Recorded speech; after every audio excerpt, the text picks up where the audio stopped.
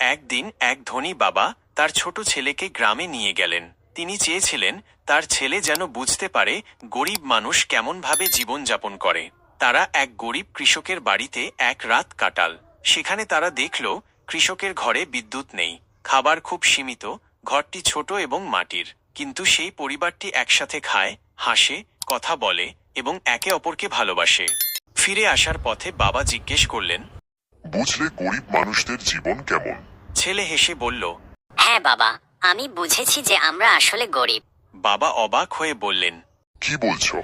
ব্যাখ্যা করো। আমাদের একটাই কুকুর, কিন্তু তাদের চারটে। আমরা একটা সুইমিং পুলে সাঁতার কাটি, আর তারা পুরো নদীতে সাঁতার কাটে। আমরা আলো জ্বালাই বাতি দিয়ে, তারা জ্বালায় তারার আলোয়। আমরা চারপাশে প্রাচীর তুলে নিরাপদ থাকি, তারা থাকে খোলা প্রকৃতির মাঝে। বাবা, ধনী তো ওরাই। আসল ধন সম্পত্তিতে নয়, জীবনযাপনের দৃষ্টিভঙ্গিতে। সুখ, ভালোবাসা ও তৃপ্তি একজন মানুষকে প্রকৃত ধনী করে তোলে।